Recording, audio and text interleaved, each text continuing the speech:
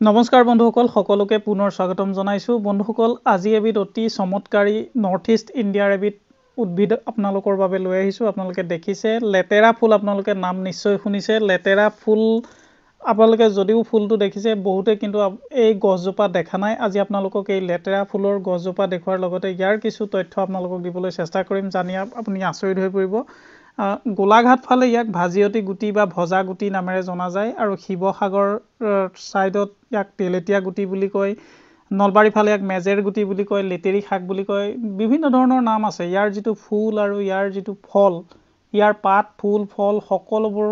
ব্যৱহাৰ কৰা হয় সকলোবোৰ খোৱা হয় আৰু খাবলৈ অত্যন্ত সোৱাদ ইয়াৰ ফুলবোৰ যি সকলে খাইছে তেওঁলোকে নিশ্চয় জানে ইয়াৰ ফুলৰ সোৱাদ কিমান বেছি ইংৰাজীত ইয়াক মেলিঞ্জ বুলি কোৱা হয় আৰু নৰ্থ ইষ্ট ইণ্ডিয়া বুলি নহয় সাউথ ইষ্ট এছিয়াটো ইয়াত পোৱা যায় আমাৰ অসমৰ পাহাৰ বিলাকত ইয়াত বহুত থাকে পাহাৰতহে বেছিকৈ হয় কিন্তু আমাৰ এতিয়া কোনোৱে গাঁৱতো আনি ইয়াক পুলি ৰোপণ কৰি লৈছে সংৰক্ষণ কৰি লৈছে এই লেতেৰা ফুলৰ আপুনি বজাৰত যদি কিনিছে তেতিয়াহলে গম পায় যে তেনেই কেটেমান অলপতে ইয়াৰ যথেষ্ট দাম থাকে ইয়াৰ ফুলৰ ইয়াৰ ইমান দাম হোৱাৰ কাৰণো অৱশ্যে নিশ্চয় আছে কাৰণ এই যেটো ফুল বা ইয়াৰ যেটো ফল এই সকলোতে সাংঘাতিক ধৰণৰ গুণ আছে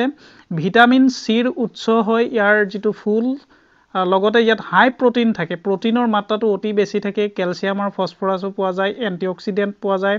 বিভিন্ন ৰোগত এই যেটো ফুল বা ইয়াৰ যেটো ফল ব্যৱহাৰ কৰা হয় ইয়াৰ যেটো ফল বা ফুল ইন্দোনেছিয়াত যথেষ্ট ব্যৱহাৰ কৰা হয় ইন্দোনেছিয়াত ইয়াৰ বিভিন্ন ধৰণৰ খাদ্য ৰেচিপিত ইয়াক ব্যৱহাৰ কৰা হয় আৰু ইয়াৰ যেটো ফল এটো পুৰত হলে যেতিয়া পকিবলৈ ধৰে তেতিয়া হলে ফলটো ৰঙা বৰণৰ হ'বলৈ ধৰে এতিয়া এটো মই ইয়াত ভিডিওত আপোনালোকক দেখুৱাই দিছো ইয়াৰ ফলটো পুৰত হলে কেনে ধৰণৰ হয় আৰু ইয়াৰ ফল বা ফুল সকলোবোৰ কিন্তু আপুনি সিজাই খাব লাগিব বা ইয়াক বইল কৰি খোৱাহে উচিত কাৰণ কেঁচাই আপুনি ইয়াৰ ফলটো খাব নোৱাৰে আৰু ফলটো যেতিয়া পকিবলৈ ধৰে যেতিয়া আপুনি তাক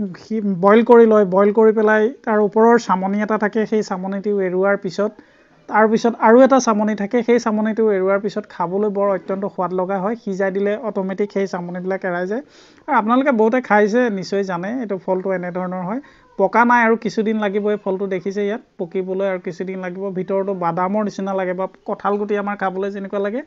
কঁঠাল গুটিৰ নিচিনাও অলপ সোৱাদ হয় অত্যন্ত গুণ আছে মই আগতে কৈছো যে হাইপাৰ টেনচন হওক উচ্চ কোলেষ্ট্ৰল বয়সৰ চাপ কম কৰিব পাৰে ইয়াত আৰু গৱেষকসকলে কৈছে যে ইয়াৰ যেটো গুণ ইয়াক ফুড প্ৰিজাৰভেটিভ হিচাপে ব্যৱহাৰ কৰিব পৰা যায় আৰু ইয়াৰ এন্টিবেক্টেৰিয়েল গুণ আছে এন্টিবেক্টেৰিয়েল গুণ থকাৰ কাৰণে বেক্টেৰিয়া জনিত বিভিন্ন ৰোগৰ পৰা আমাক শৰীৰত প্ৰটেকচন বা আমাক নিৰোগী কৰি ৰাখিব পাৰে আৰু ই কেন্সাৰ প্ৰতিৰোধ কৰিব পাৰে বুলি গৱেষকসকলে ইতিমধ্যে কৈছে বিভিন্ন স্বাস্থ্য সম্পৰ্কীয় বিভিন্ন আলোচনীত আপোনালোকে পাব